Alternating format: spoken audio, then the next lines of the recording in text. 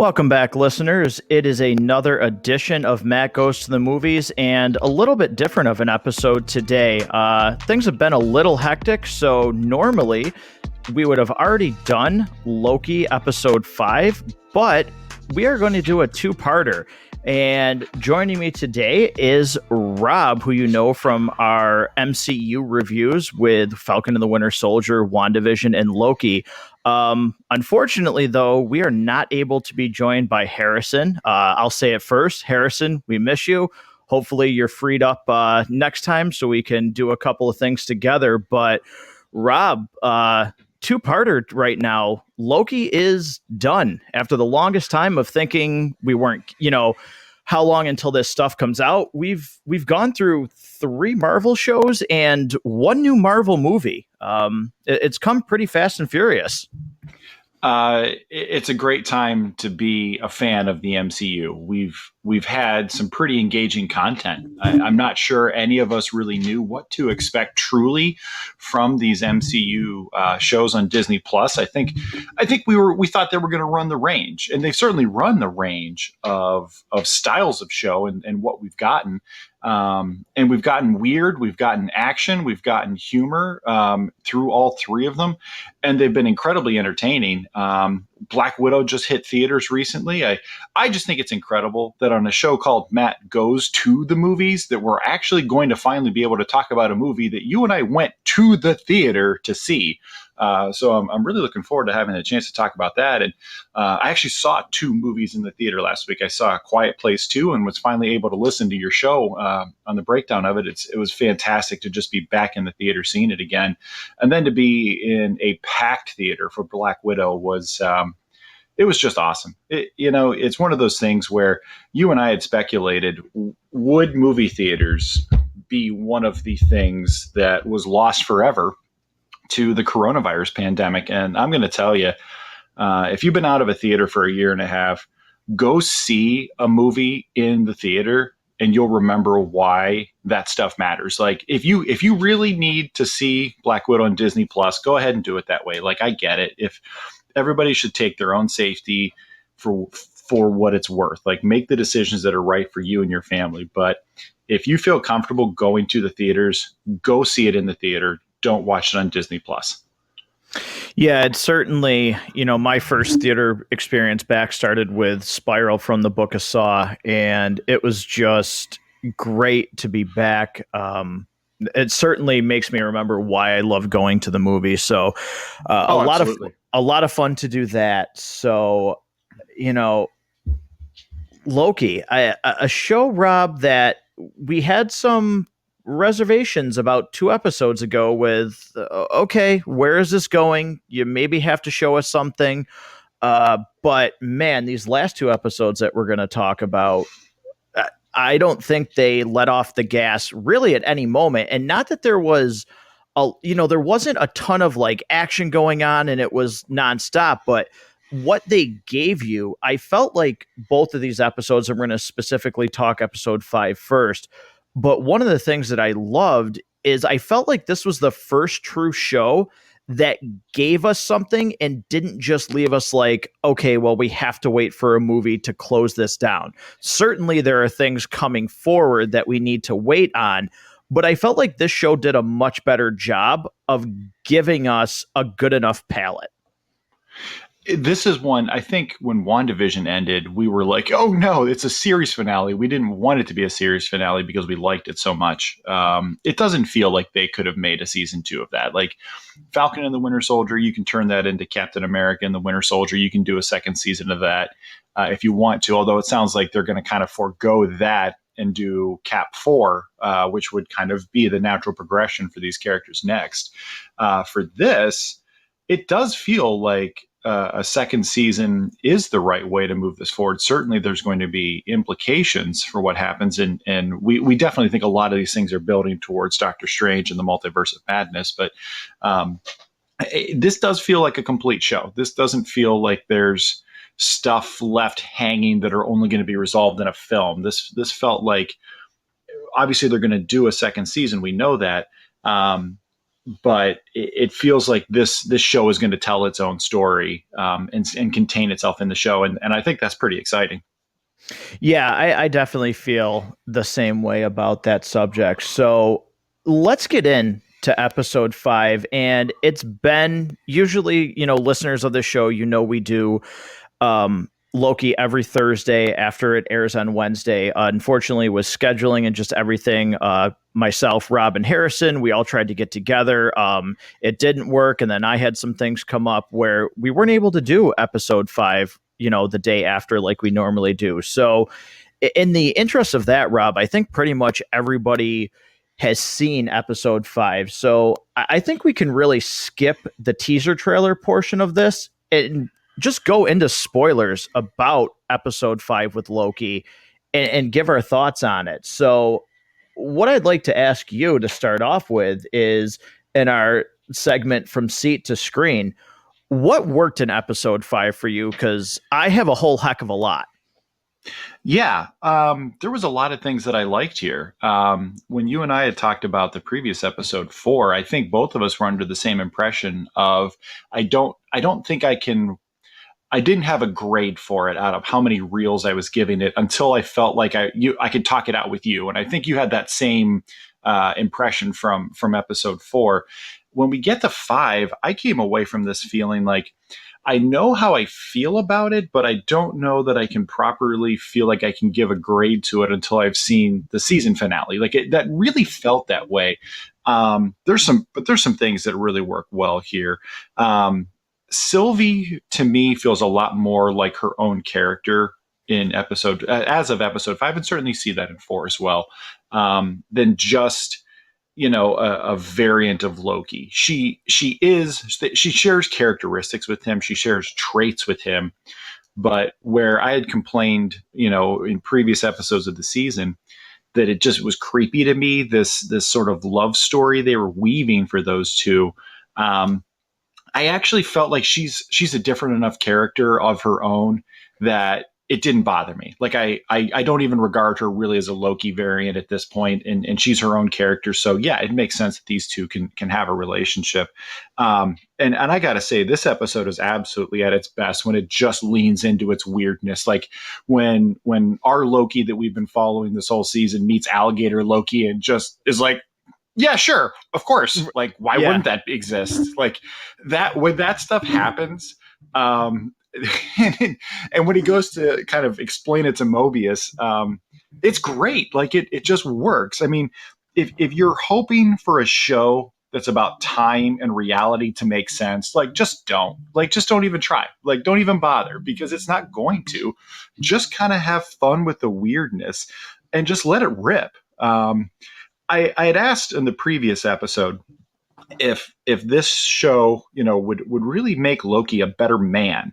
I know he's a god, but a better, more humane person, entity. I think coming out of this, he's certainly going to be a much more compelling and interesting character than what we had seen previously of him in the MCU. I love Miss Minutes, and the one complaint I'll have is that we don't see her used enough. I just thought she was such a fantastic character, a fantastic sort of, I don't want to say a gimmick, but just I sort of liked her and her role. And Loki's betraying each other. Oh, this is peak Loki. This is just what they do.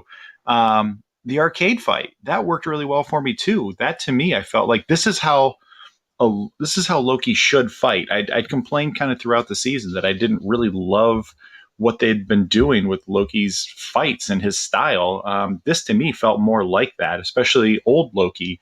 I guess, I wouldn't necessarily call him old, but experienced Loki maybe. Right. I felt like that was maybe more what we should have seen throughout. Using that trickery, using his magic to aid him in battle. There was a lot to like here. Yeah, I definitely think, and you start to see it here, that they really started to branch Sylvie off as her own character, like you said. So I like that their relationship felt a lot more genuine to me than it had felt in the previous episodes. I really enjoyed it's seeing the other Lokis and the different versions. And like you said, when they started betraying each other, and our Loki, Avengers New York Loki, is just kind of standing there, like you can see it in his face, like, why the heck do I do this? Like, what is, like, when they're all like, if you just watch him, he's like, we're a mess. Like, and I absolutely love it. I love the little callback to get help. He doesn't say it, but when the young Loki throws, which I need like a figurine of alligator Loki, because he was just awesome. But when he throws the alligator into the pile, it reminded me of Get Help from Thor Ragnarok. I really like that a lot.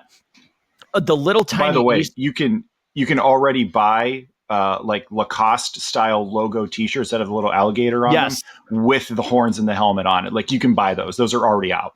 Yeah, it's pretty, like, it was hysterical. But even the Easter eggs where they're going down into that that kingdom and everything for young Loki, you see Thor's hammer, you actually see Frog Loki in a jar. There's like all these little tiny Easter eggs in this episode with Thanos's plane and the Avengers Tower, which is actually an Easter egg to Kang the Conqueror, because it doesn't say Stark or Avengers Tower. There's so much going on in this episode, if you look and really just take a step back, that I was just captivated by it the entire time I watched it. Yeah, there was so much here. There's so many fun things happening all at once. And again, this is one of those ones where if you watched Endgame and you started asking questions about time travel, like just don't do it. Like, don't make your brain go through that. Just take the part of your brain that wants to make sense out of how paradoxes and time and reality in general work. Just check that out. Like, just put it on the shelf, leave it over there. Don't try to access it. You're going to have a lot more fun when you just don't try to make too much sense of the physics behind how all this works. It's one of those things, like when somebody tells you the universe is always expanding, like, well, how can that be? Like, there has to be a point where you bump into the end of the universe and they say no. And you're like, your brain tries to process that and just goes, like, it just it craps out on you. You can't even process it. Like, time and reality and thinking about it in those terms are kind of the same way. So just have fun with it. It's Hiddleston just having a great time, doing a phenomenal job with this character. And I really I liked the character of Loki prior to this.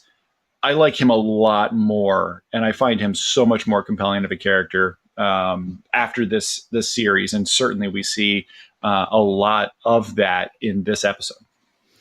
Yeah, if you had for some reason forgotten, or I don't know, maybe not sour to him because of this show, because he's good, these last two episodes, boy, for me, it just reminded me why I love Hiddleston as Loki. He was absolutely amazing.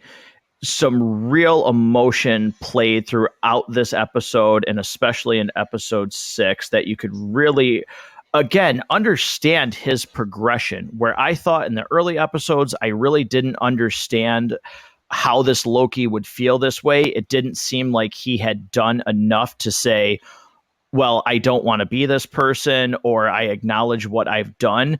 Now it is full blown, like, this is a guy who knows what has happened. He knows where he wants to be, and he's trying to get there. It's all so believable now, and it's because of the performance by Hiddleston that's relatable. Definitely. There's some great, he's great in every scene he's in. I think some of the highlights of this, and I'm sure we'll talk about it more at the end of the season finale, but he and Owen Wilson together I can't think of a single time they've been on screen together where they, like, the scene didn't work or the scene wasn't fantastic. Right. Yeah. Just, again, another, you don't think about it, and Marvel hits one out of the park with what casting, to actually very talented actors who make the material work.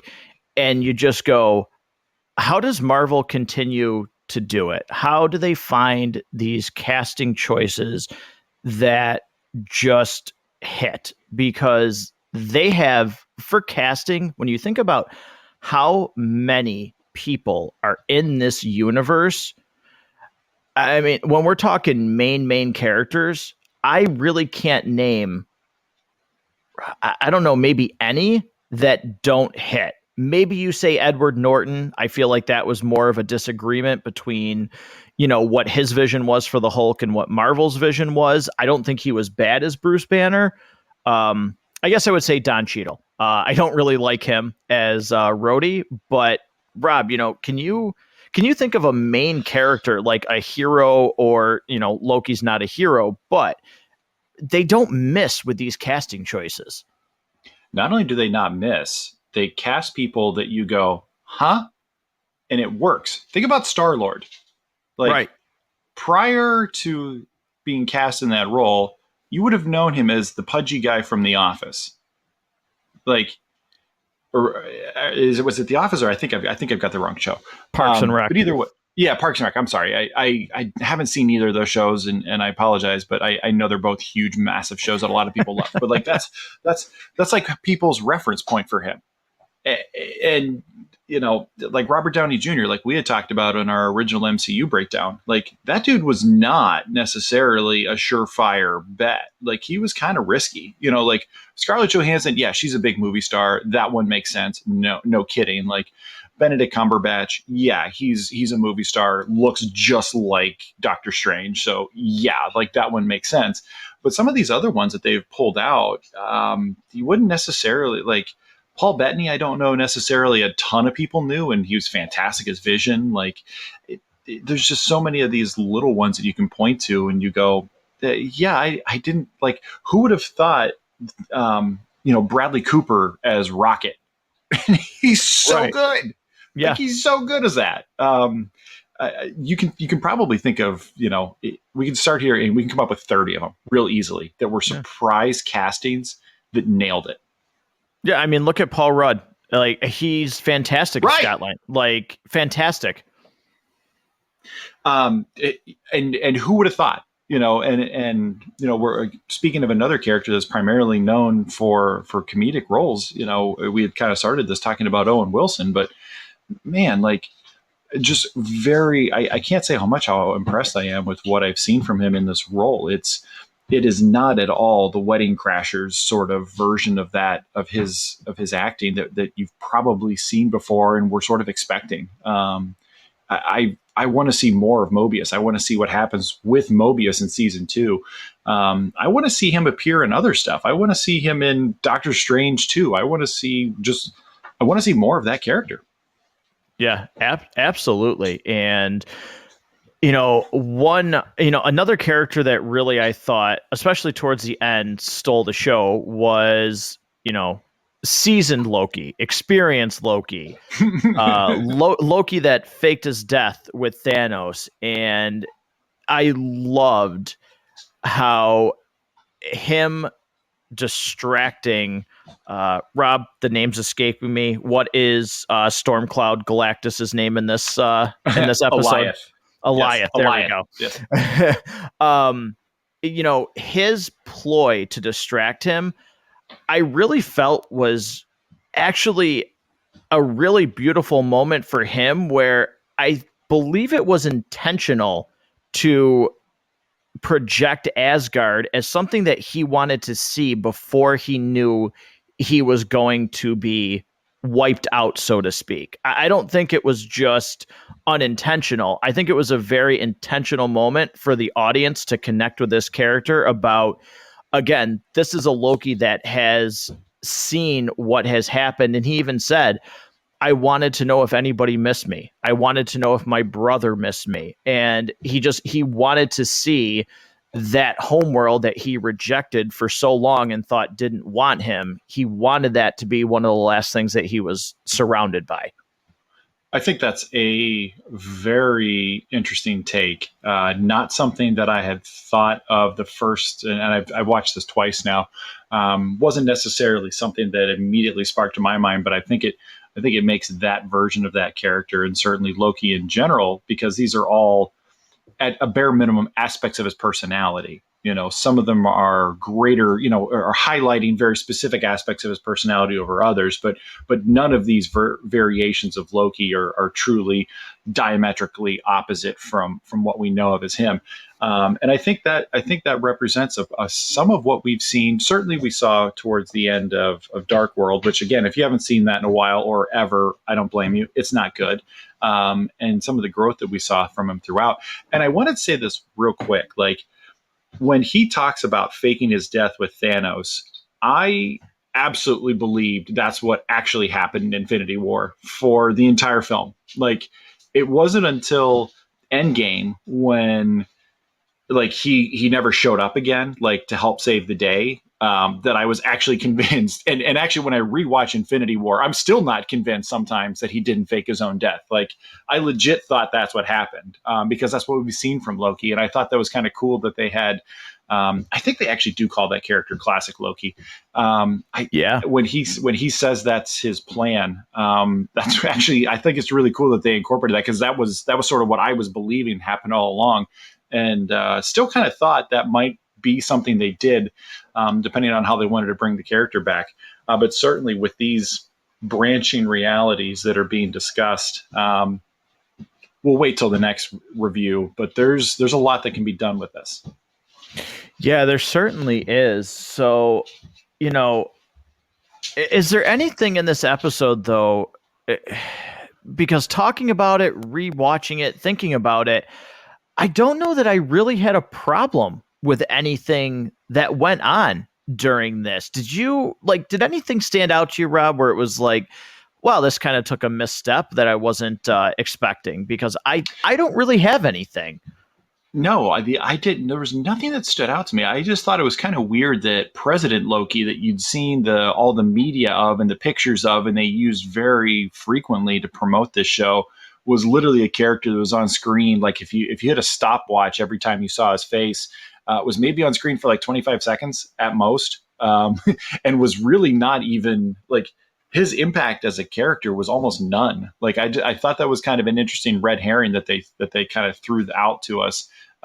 Certainly not the most egregious red herring that Marvel has ever given us on Disney Plus. I'm looking at you, Ralph Boner. But I still thought it was kind of interesting that they went that route with it. But no, in terms of things that didn't work for me, I got nothing. Yeah.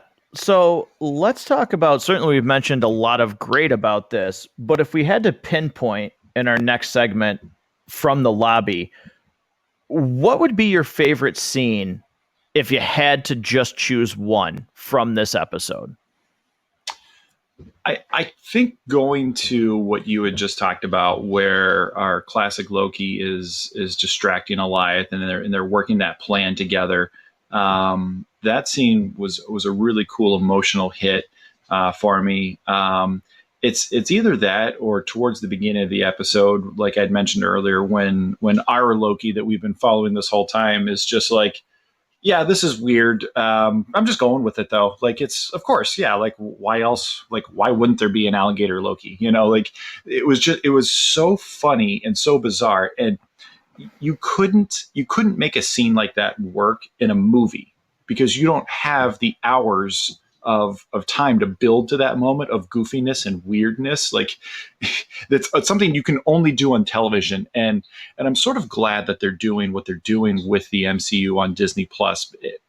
There's stories they're telling, like WandaVision. You couldn't have told that as a movie, even a 3-hour movie. It doesn't work. It can only work as episodic TV. And I would say this show, 6 episodes long, okay, maybe 2.5, because you can just take episode 3 and just chuck that right out the window. Just prune episode 3, like, just send it to the end of time. Let Goliath eat it. We don't need it for any reason. Outside of that, you couldn't have made this film this series into a film, I don't believe. Yeah, I definitely agree with you. I really do like the classic Loki scene where he's, resurrecting Asgard, so to speak. But I also do love the scene with Mobius and Loki where you can tell genuinely, and I talked about this in episode 4 where I felt some of the emotional weight wasn't there with Mobius getting pruned, but you could just tell that Loki genuinely wanted to hug Mobius and say Yeah. say thank you. I like that a lot. And then, just Mobius going, well, you're my favorite to Sylvie. I like that a lot. I thought it was really funny. But also, too, his little discussion about alligator Loki was like, or maybe he's just pretending to be I don't know. Like, it was just so funny how, like, again, stupid, an alligator as Loki is just hysterical, and they make it work. So Absolutely. also Loki, no offense, is one smooth guy with the ladies because he's a frost giant. There's no reason he gets cold. So that blanket is just to get close to her. So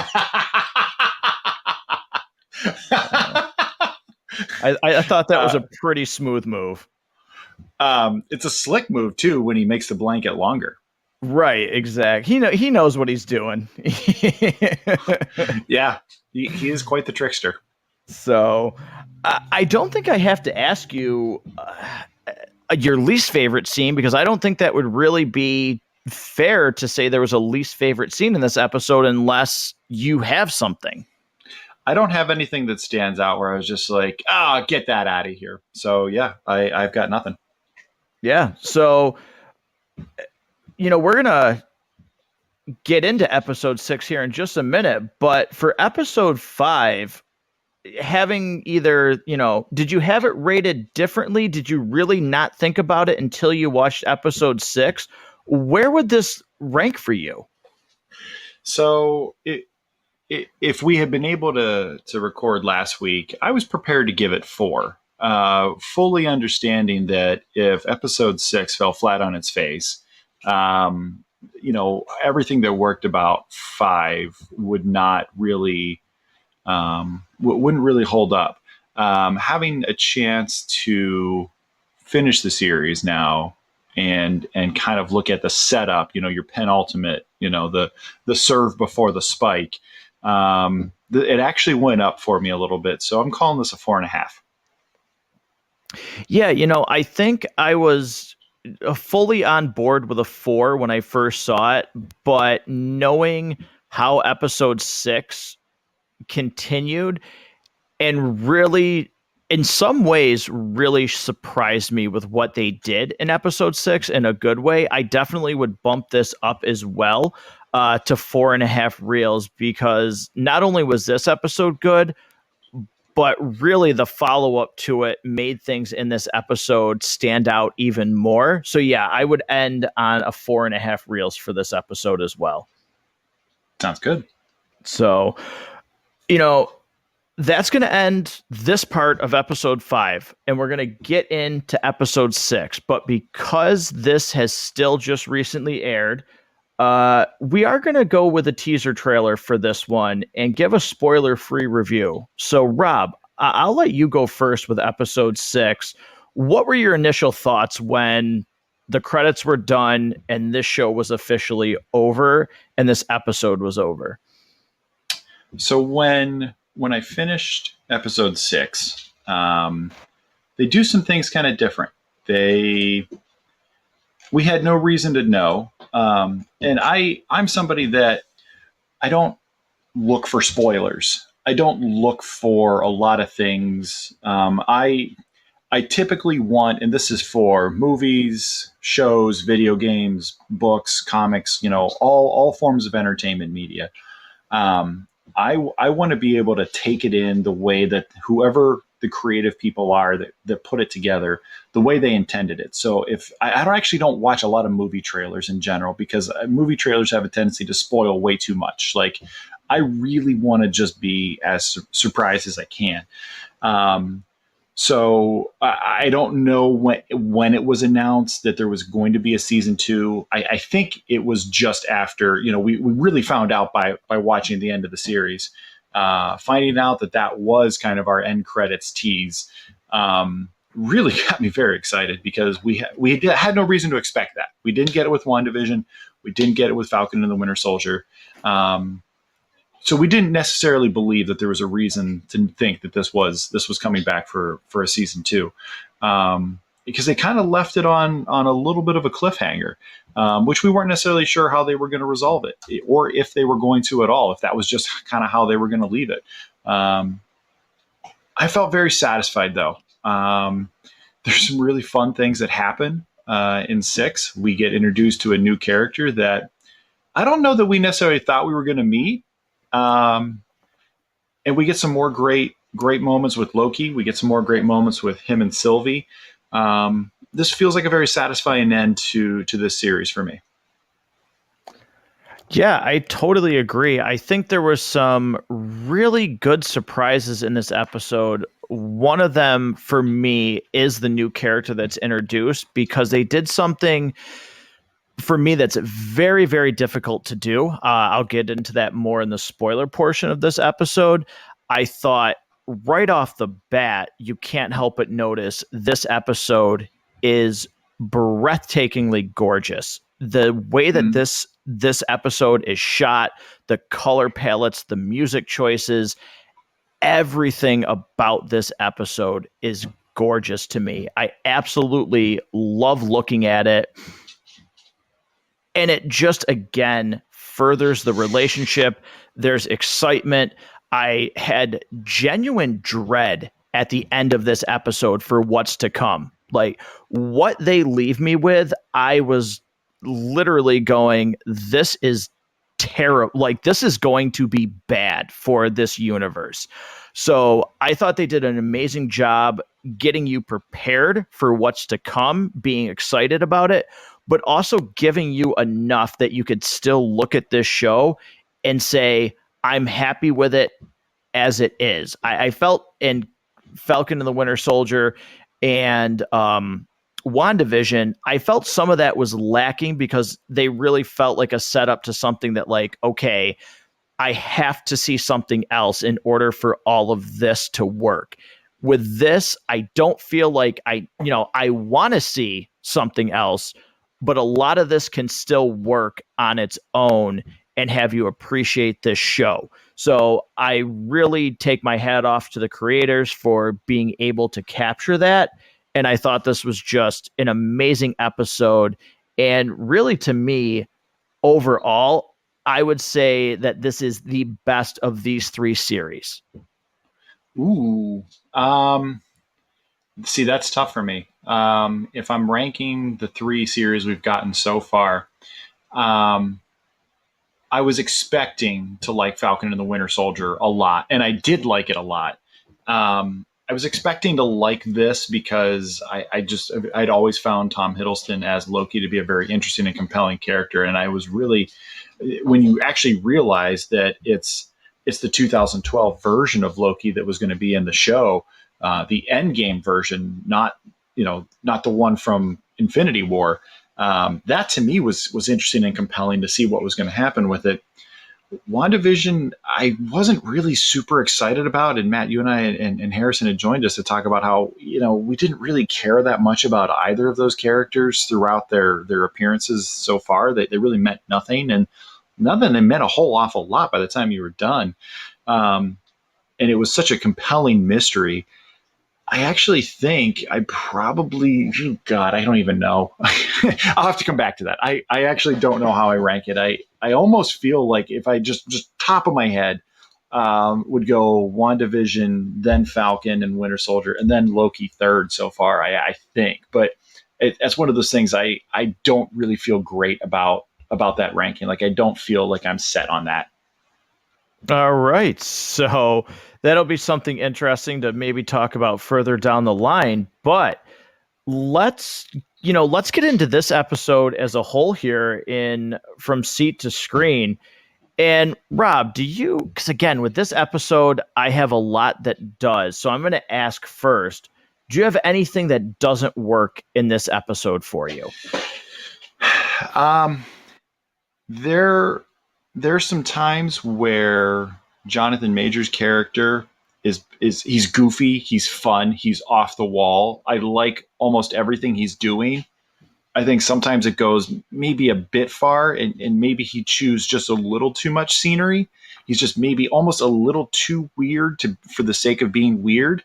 I'm really nitpicking there though, because I actually like his portrayal of the character. I like that this is different. We haven't seen a character like this in the MCU yet, and I like that. And I sort of like what he's doing. He's this incredibly powerful character that is a little bit gone off his rocker, from all of this responsibility, all of these eons of time he's been left alive, or he's been alive and in charge of this timeline and all of these things. So he's a little bit nutty. At times, it's maybe a bit much for me. If I'm going to make any complaint about anything in this episode, it's some of the scenes with him, maybe are just a little too much. Yeah, I think, in that beginning, that beginning scene with him, I definitely thought that maybe it was going to be a little bit goofy. I also didn't like right at the start how Sylvie kept trying, like he'd talk, she'd go to swing at him and he'd back up and then she'd go to do it again. And then he'd back up in a different scene. And I was like, come on, like, you're not going to get to him. Like, kind of let's stop. But, Yeah. Again, it feels like nitpicking because then they did something that I thought was very rare.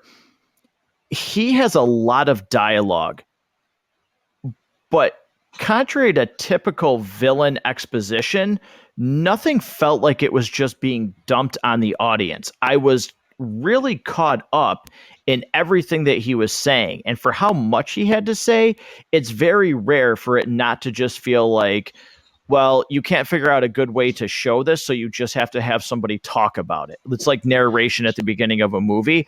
I felt that they did it in such a way, and he was so compelling and had a very good on-screen presence that it never felt like his dialogue stayed too long. I was interested in what he was telling the audience. I'm struggling to remember the name of the character from The Incredibles, but he's got that line at the end where he said, you caught me monologuing. You're right. There's really no part of this that feels like it's just for the audience. It feels like everything he's explaining is for the benefit of Loki and Sylvie, because he needs them to understand what's going on and what's happening and why. I agree with you 100% there. And, I said the beginning, but wow, when this episode starts and there's all of the dialogue throughout what's happened in the MCU, and then that really eerie, like, homage to the movie Contact in the beginning where we're going through the solar system. And I talked about how this episode is beautiful and gorgeous, but man, like, talk about a way to get you started immediately. This episode started exactly in the right spot. It picked up right where we left off. And I just thought they hit a home run with how they paced this episode. So Disney knows what they're doing, obviously. I'm not exactly breaking news at 11 there. They know that the people who consume this content are a lot of us are super fans. Like, I don't know how many people you can say have only seen like 2 MCU movies. Like, if you've seen 1 or 2, you're more likely to have seen like 13 of them than you are to have only seen like 3. And when you have an opening like that, I absolutely loved it. I thought it was such the perfect way to start this episode that has been, the finale of this series or of this season for a show that's about what this is about. To have all of those big lines, I can do this all day. Like, I want to look up online somewhere just like all the lines that were included, because it's that great nostalgia moment. It sends all of those emotions back to you when you see it, just in the same way that every time they run that Marvel Studios graphic and you see Tony Stark snapping, with his gauntlet on for just that fraction of a second, and you see Cap throwing the shield, and you see all of these things, like, you have an emotional connection to each of those scenes, and you have an emotional connection to each of those lines. It was just such an incredibly perfect way that whoever conceived it to start this episode nailed it. Yeah, they really did, and I will backtrack for just a second because if there is one thing that I actually don't like about this episode, it is, and I think this is, indicative of why I kind of don't like this. The main Renslayer, I almost forgot for a second. I felt like that was very abruptly, not even settled, because settled isn't the word, but the way she just goes out, it felt very anticlimactic and like nothing was warranted. I didn't feel like she got any comeuppance, or I didn't feel like I cared about where she was going. It just felt very odd the way that it transitioned her out. Because we don't really get a resolution. Like, where did she go? Right, not even a hint. And okay, so you used to be a school teacher, or were you the principal? Like, I felt that was actually a pretty big misstep in this episode, just because, again, it was so abrupt, but didn't leave you, for me, it didn't leave me actually even wanting to know about this character. I was just like, okay, whatever, she's gone. You didn't give me any reason to care. And outside of her relationship to Mobius, what impact does her character actually have on this show? We see that moment where she's the one who arrests Sylvie as a 13-year-old, and she has some importance there. And Sylvie certainly has animosity to her specifically for that. But when you really think of Renslayer, if you had forgotten her name, you'd be excused. Like, what impact does she actually have on this show? All of it is through Mobius. All of it is through her relationship to Mobius. Yeah, no, it definitely is. You're 100% right in that assessment. So I felt like she was very underutilized, underdeveloped, and I really am not looking forward to seeing anything more. So hopefully they can maybe do that character justice, because she's obviously going to be around in season 2. It's not like she's just gone. So I think they have a lot of work to do, though, to make her seem like she actually belongs as an individual character and she's not just tied to somebody else. Yeah, because when we leave here, I think you're intended to ask questions about her. You're intended to question whether or not she's truly, a bootlicker who's falling right in line with her fascist overlords, or is she kind of, did she take the blue pill? Did she take the red pill? Which of those did she take? Is she going deeper into the simulation and deeper into, kind of the fake reality that's been created, or is she actually trying to break free and actually try to understand this better? Like, you're supposed to ask those questions, but I'm kind of with you going, I just don't care. Fine, whatever. Right. Like, she'll show up again. Yeah. But again, tiny scope.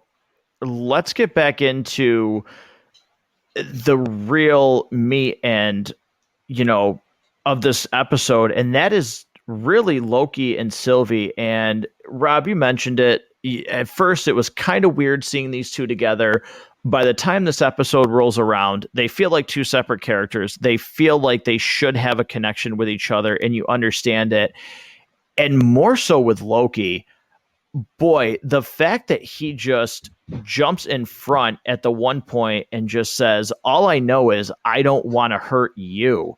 Like, wow, how did you go from episode 3 to being like, kind of yuck, to, oh my God, Loki, you're like the sweetest guy ever, and like, go, like, get her, Loki, like, you deserve it. It's the final 15 minutes of this episode are some of Tom Hiddleston's best work as Loki, I think. The whole scene where I don't want to say they're arguing, but they're having a disagreement about what to do. And he's saying, Sylvie, I think we should just talk about this. Like, you can see all of this weighing on him. And you can also read in what he's doing that he cares about Sylvie, probably loves her. and understands what she wants and understands that it's probably not in her best interest either, just like it's probably not in his best interest. And those are the people that he's decided he's going to care about. Um, and you can read when he gets sent back to the TVA, the betrayal, the, oh my God, what has just happened? Yeah, he's hurt. 100%. Will he encounter her again? Will he cross timelines with her again? Will he cross realities with her again? And if he does, will she be the same? Will she have just unleashed something far worse than anything they could have imagined? And how will that change I mean, there was so much that was communicated without being spoken. It was riveting. Yeah, I mean, there's so much said without being spoken, and then there's so many things that are spoken. His line of, because you can't trust and I can't be trusted. Like every single time something happened, you just felt like, okay, here's another layer. Like this isn't going to work. And it took me further and further of just feeling terrible, because as much as I didn't want it to happen, you could just see with every piece of dialogue where this was going to go. That not, and I never once for a second thought that Loki, Tom Hiddleston Loki, was going to betray her, and not even betray. I felt like, okay, it's going to be Sylvie's she has to do this. And I just found myself hurting for Loki, because he had finally found people that he wanted to change who he was for, but he realized that this version can't, like, is not there, and they can't do that. And also, like, just thinking deeper into it just from my own psyche, that's such a terrible feeling to know that you were once where that person was, and now you've been able to make that mindset change, and you know that they're not trying to hurt you, but you had a hard time at one point as well doing what you're trying to do now. So I just thought everything played so well and so emotional, especially like you said, that last 15 minutes. 100%. So you know what I think would be a really fun exercise to do? Go back and rewatch Avengers from 2012. And there's parts of that movie, especially like where he's in Germany and he's like making everybody in that crowd bow down and kneel to him and all that other stuff. And it's like, you just go, shut up, like, get over yourself. Like, what are you trying to do here? Like, what's the point of all this? Like, you compare, like, immediately go from that character who, the timeline of this show is a couple of days after that, really, I guess, to what we see from this character now. Wow, what growth. And we've talked about this a little bit before, especially with WandaVision, and we also covered it with Falcon and the Winter Soldier. These Disney Plus shows have given Marvel and Disney the opportunity to take characters who maybe didn't get a lot of spotlight in the previous 23, now 24 MCU films, maybe had some interesting stories to tell, or had great actors portraying them, and just never had the chance to fully open up to the audience because they weren't the A-list players. If you're not Iron Man, Thor, Captain America, or Hulk, we probably don't really care. Falcon, he's a B-level Avenger. Winter Soldier wasn't even actually on the Avengers. Like these were characters that were like, eh. But these Disney Plus shows have given them just a phenomenal opportunity to shine, and there hasn't been a single one of them that we haven't come away from feeling so much differently about, and so much more compelled and so much more excited to see them in the future moving forward.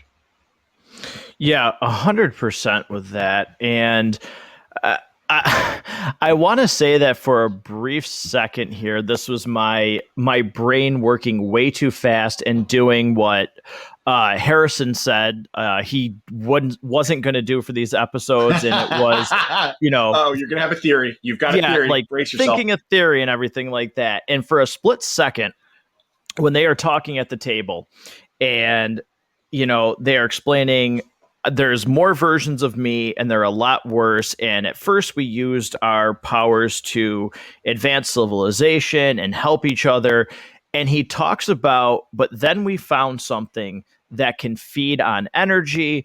And he briefly dialogues it. Rob, I am not kidding.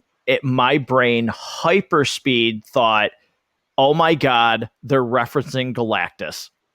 because they mentioned something that feeds on life, and I was like, oh my god, they're doing it. This is the greatest thing ever. And then again, I just joked with like, oh, it's just Stormcloud Galactus. Never mind. I don't care. But I really did for a second just overhype myself. I didn't quite jump to that level because I'm still not convinced necessarily Galactus is something that they're going to do right now. I think that's one of those things that doesn't translate real well to screen. I think that one's at least not in the way we've seen him portrayed. I think if they've got another way, he's not going to be massive. No. He'll be 8 feet tall, maybe with CG. Like he'll look kind of like Thanos if they end up doing it. But it's I think they've got a long way to go before they scrape that. They've taken us some places that they had to earn the right to go to first. Like if you're going to go to Guardians of the Galaxy, you can't make Guardians of the Galaxy as your first movie. You have to make Iron Man and you have to make the Avengers first before you can do a Guardians of the Galaxy movie with a talking raccoon and a tree that just walks around saying, I am Groot. Like they've now gotten to the point though where, okay, now they're playing with time and space and reality. And we, the audience, are going, all right, man, I'm just shoving popcorn into my face. Let's do this. You want to go to Crazy Town? Let's go to Crazy Town. I'm with you, Kevin Feige. Let's go to Crazy Town together. Like all aboard. They'll eventually get to the point where we'll probably see someone like that. But I didn't necessarily think we were getting it right away. Yeah, no, again, like I said, my brain just hyperactive. I think if we got if we got him, maybe it's in one of the What If episodes that they do, or if they ever wanted to show him, they could run the ultimate route where he's actually a collection of sentient mind ships that come together. And in the Ultimate Universe, that's Galactus. But yeah, it was a very, very brief second that I was like, oh, that's what they're going. Like, maybe they're just referencing him. But,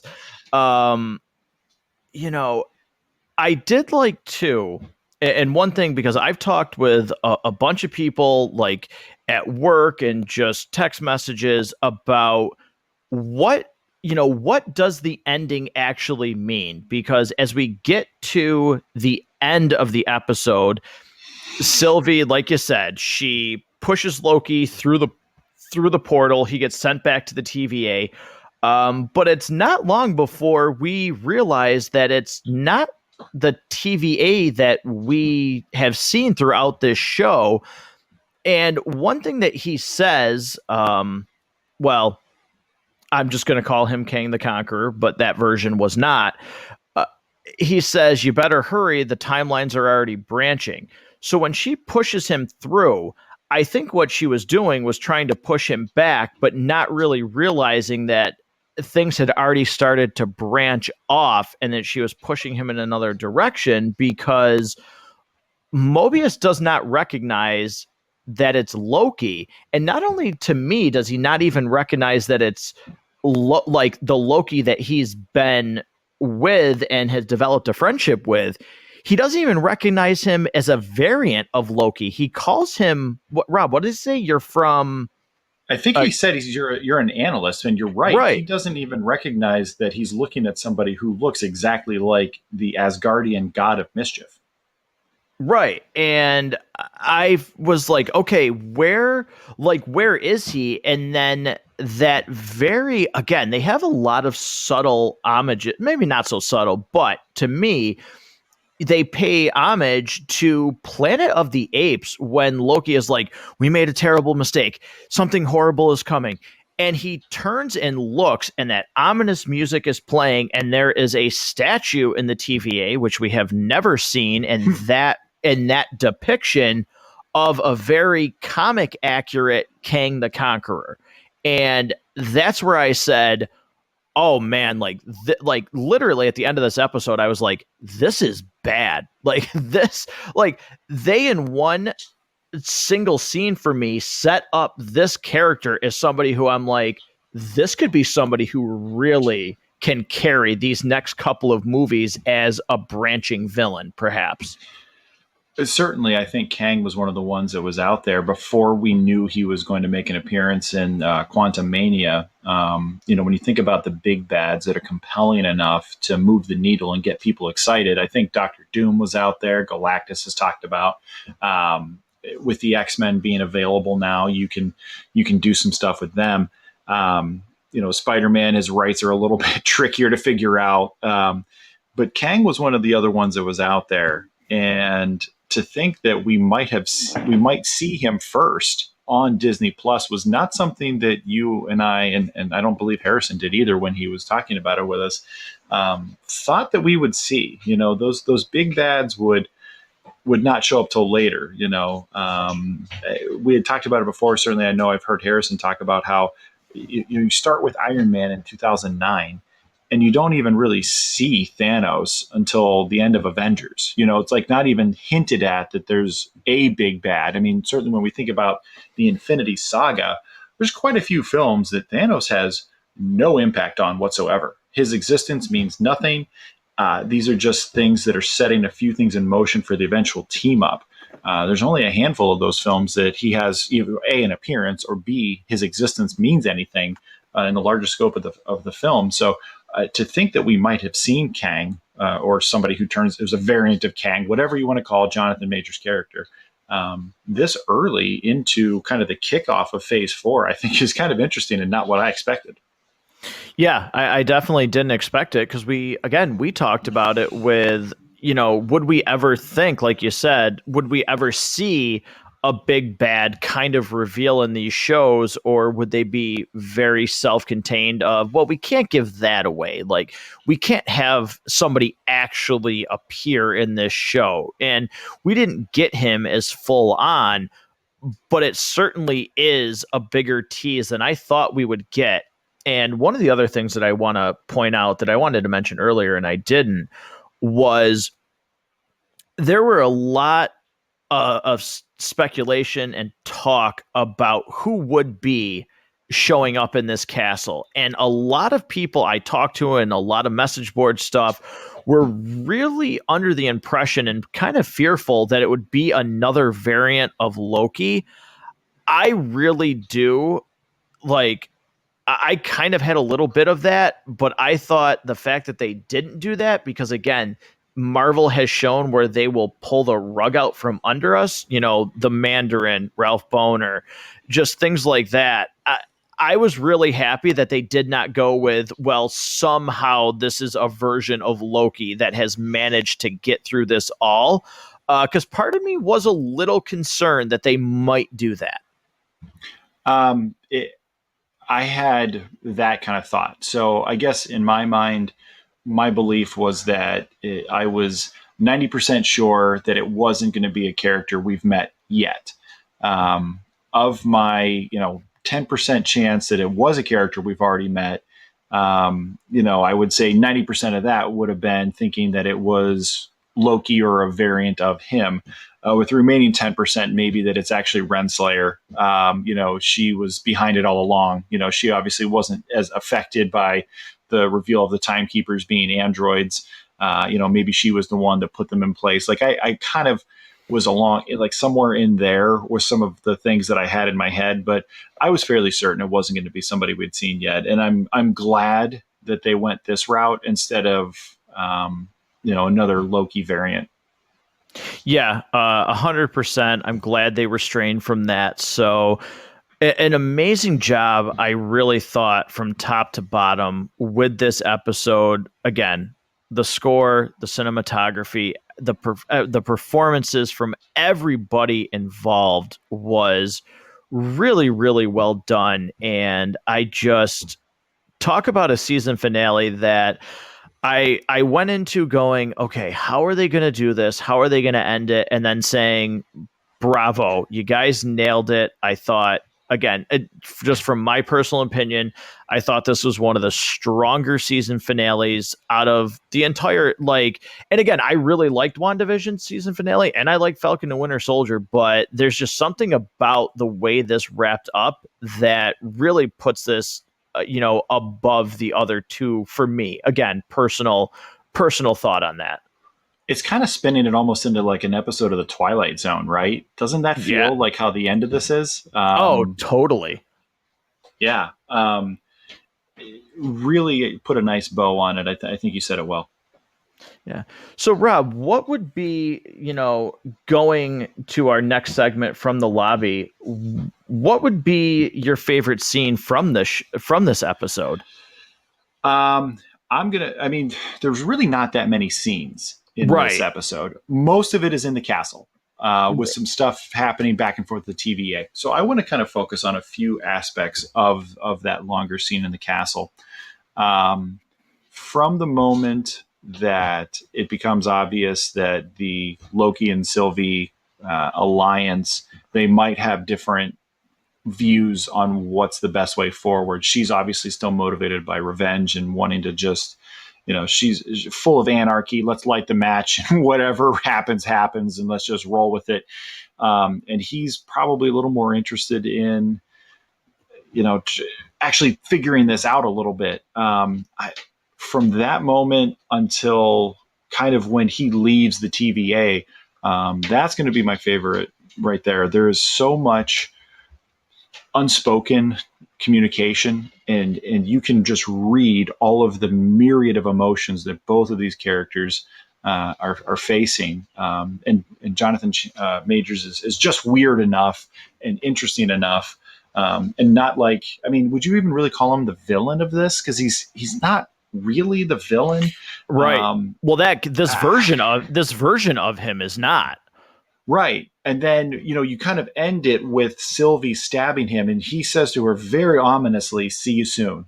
It makes you wonder if he truly didn't know what was going to happen next. It just, that whole bit, there's so much in there I love. Even, and I don't know if you caught this, but there's some moments where the camera is pulled behind He Who Remains, and we're behind his head.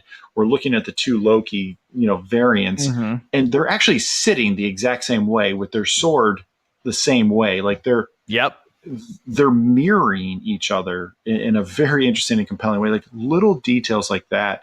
I'm going to call that my favorite scene, and just their fight too. By the way, I had mentioned it in about episode 5 that I thought we finally got some really interesting looks at how Loki the character should fight. I think we got that again. We got a little bit of it, maybe not as much as I would have liked, and certainly not as early as I would have liked to have seen it. But I thought the end fight was pretty good.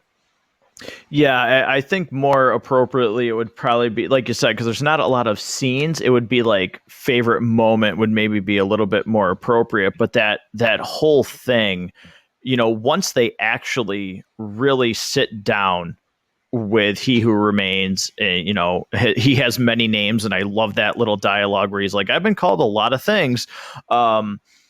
That whole thing from start to finish is just awesome. They say a picture is worth 1,000 words, and you could take and still frame so many of those moments in that last segment and know exactly what's going on and see Loki's face and see the hurt and see the pain and the happiness too, when he's standing there with her telling her he doesn't, you can see he genuinely means he doesn't want to hurt her, and there's happiness on his face. There's just so many things that you can gather from facial expressions in those scenes that's just incredible. So I would agree with you that although the episode is great, those last 15 minutes really just drive everything home. It is a total, just what's the word I want to use here? I mean, it wraps it up, the growth of Loki from start to finish of this. That ending scene shows where he was and how far he had come during this entire season. When he's speaking throughout this entire final scene, there's no part of me ever that thinks he's actually pulling a trick, that he's actually got other motives other than what he. I believe exactly what he is saying, exactly the way he's saying it. That he truly intends everything he says, and every emotion he's conveying is legitimately his true feeling. There's no hidden agenda. There's no secret motive. There's nothing. It's him at his rawest, his most genuine. And then when that turns into the hurt we see when he ends up in the TVA again, I mean, he's just, scoured, all the way to his core. And I believe every bit of the emotion we're seeing. Yeah. Yep. Absolutely. And again, I love too how he says, when Sylvie says he's lying, he's like, and I'm a liar, and I believe him. Yeah. Like he recognizes that, being a liar, I can tell when somebody's lying. He's like, just the subtleties of, I'm not saying it's right. All I'm saying is, can we just take a second? Let's think about this. I don't care about the throne. None of that matters to me. Like, what matters is this the right thing to do? Which is such a diversion for Loki. Well, and you're at the end of time. Like, what's the rush? Right. Why do you got to run to a snap decision? Right. Exactly. So just an unbelievable episode, really a surprising for me season finale in the fact that it was so good. I thought they managed to wrap up enough and leave just enough intrigue where it was the right balance of, I got some answers, but I still have questions. Where, again, for me, these other two shows, they felt like they left some more questions than what we were given, answers for. In terms of rewatchability, because that's something I've been thinking about. Certainly on a first watch through, enjoying the episodes as they're live, as they are part of the zeitgeist, as these are the shows that people are talking about and conversations are happening in offices all across America and all across the world. Because we do have international downloads of the show. So I just want to say a quick virtual wave to you. Hello. Thank you. As people are enjoying this live, certainly we kind of talked about where you rank these three shows we've seen. How about rewatchability of the three shows that Disney Plus has given us for the MCU? Not counting Mandalorian, because I think that's an incredibly rewatchable show so far. Yep. Episodes 1 and 2. Hey, you want to restart it tonight? Like, I'll start episode 1 right now. I got no problem with that. In terms of rewatchability, would you ever go back and rewatch any of these three? And what order would you rank that in? I don't know that I could I don't know I could go back and really watch WandaVision episode 1 and 2. Yeah. Like, knowing what they are now, I don't know if I could go back and watch those. Right now, just quick fire, right off the hip, it would be Loki, Falcon and the Winter Soldier, and WandaVision 1, 2, and 3 in order of which ones would I actually want to watch again.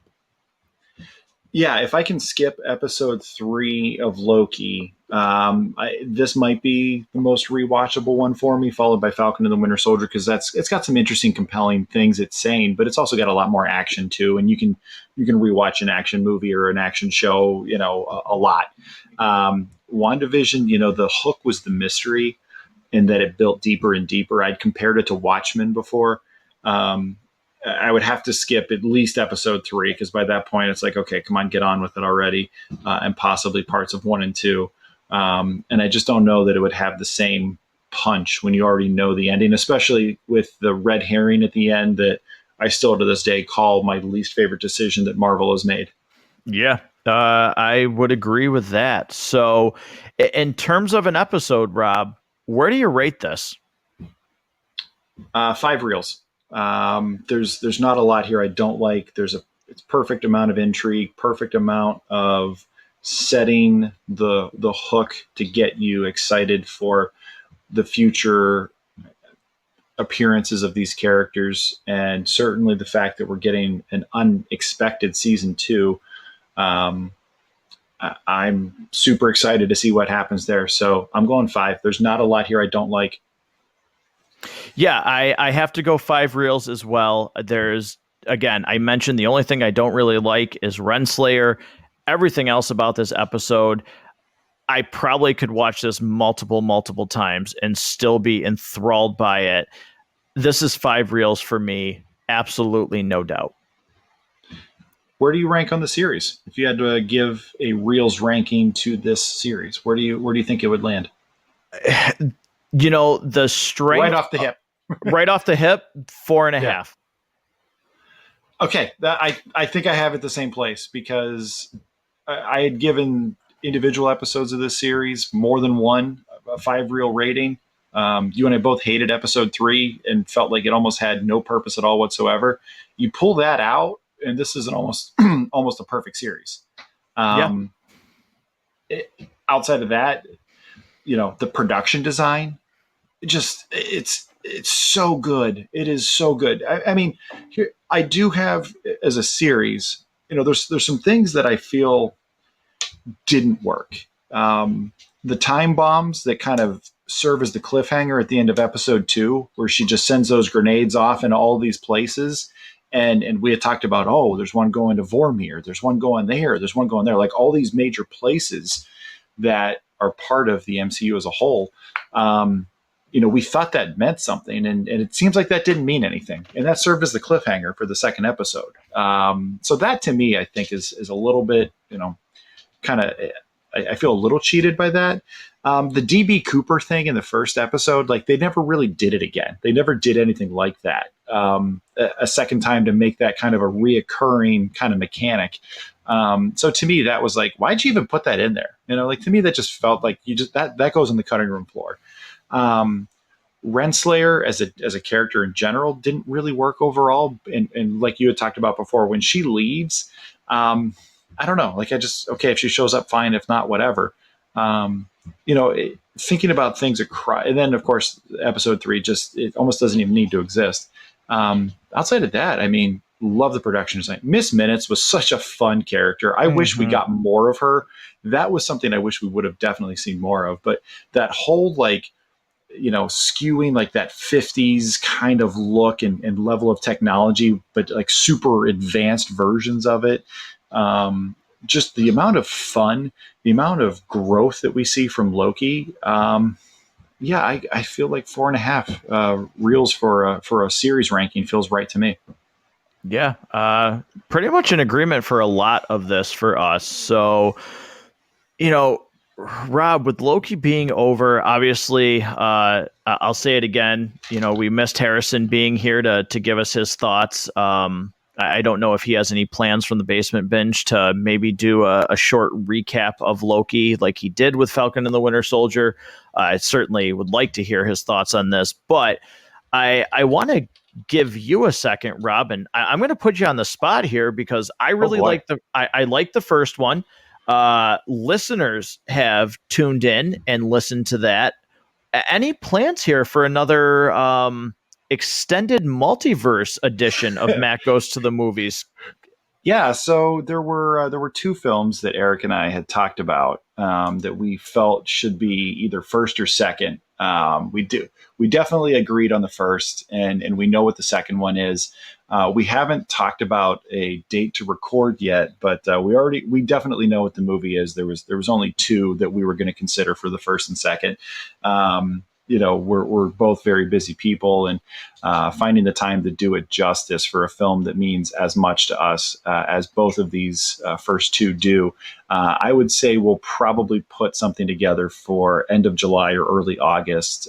We hope to have something recorded and available for anybody who liked the extended podcast universe episode that we did on Fight Club. It was a lot of fun to do.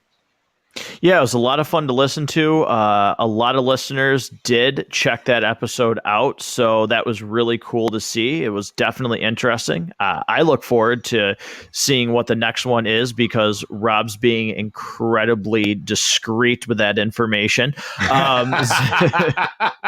It takes me a lot longer to prep for one of those. So you don't even have anything in front of you. You just have your computer on that you're recording into. You're not looking at a single scrap of paper. Nothing digitally you have written down.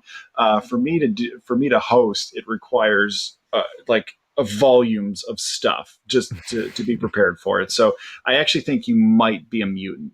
I think that might be true. Oh man. Well, I look forward to it. We also, again, I want to plug Harrison, the Basement Binge. Usually he's with us for these MCU reviews. Unfortunately, scheduling conflicts, he was not able to be with us, and these episodes were a little late. So, for anybody who is listening to these episodes, thanks for sticking with us. Sorry that these are out later than normal. Mostly episode 5, episode 6, we were able to get in with a fairly relative time frame. So, I want to thank you for that. And Rob, if you don't mind, help plug the show here, email address, and how people can continue to listen. Because we certainly appreciate it. It's really cool to see not only new states pop up with new downloads and new people getting the show, but like you said, internationally, seeing people download this show across the globe, which is something that's just mind-boggling to me that somebody would want to listen to this show. It's so cool. Yeah, I think that's like one of the coolest things, and that's awesome. And if you're an international listener, we especially want to hear from you. Tell us, are you an American expat, living overseas and checking out, content about American culture, or are you somebody in Australia who somehow came across the show when you were looking for something specific and you found a review on something you really wanted to know? We would definitely love to hear from you. Tell us what the local scene is like. Is your country or the city you live in is crazed about all things superheroes and sci-fi the way that the way that it is here. But you can reach the show at mgttmpodcast@gmail. So basically, you just take Matt Goes to the Movies. You just take the first initial of each of those words. You make just the initials, and then you put podcast@gmail.com. Shoot us a quick email. We would certainly love to hear from you. Maybe we'll read it on air if you got a question or a comment or a statement. You can interact with the show on Instagram. You can interact with the show on Facebook. Certainly as the episodes post, comment about what you liked. Comment about your favorite Ralph Boner theory. Maybe it's one that I've already mentioned. Maybe it's one that you've got. That's the other thing. I want to hear from the international listeners, and I want to actually hear listeners' theories about where we'll see Ralph Boner next, and who, if he's actually in control, and what's going on. That's what I really want to know. What are your thoughts about the multiverse? Will we see a reintroduction of characters we thought were dead? Is this how they bring in the X-Men? Is this how they bring back Iron Man? Is this how they bring back Scarlet Witch? Or I'm sorry, not Scarlet Witch, Black Widow. Is this going to actually mean something? Are we going to see is this how they bring us somebody like Miles Morales? Certainly that was how we kind of got him crossing over in the comics. What does this actually mean? What are the implications of Loki? And if you've seen Black Widow, tell us what your theater experience was like. Was it everything you wanted it to be? I was there actually on Thursday, the day before the official opening, to a packed theater, and it was just awesome to see that again, to be there and being in person. So tell us about your theater experience. Yeah, absolutely. Certainly, we're going to look at doing a review of Black Widow because I have a lot of thoughts on that. I certainly enjoyed my experience with that. So we'll look forward to that. Like Rob said, we absolutely love the feedback, contacting the show. So thank you, everybody, for listening to this episode. It's been a lot of fun, and we've got, this MCU content, Rob, is not going anywhere anytime soon. So there'll be a lot to talk about.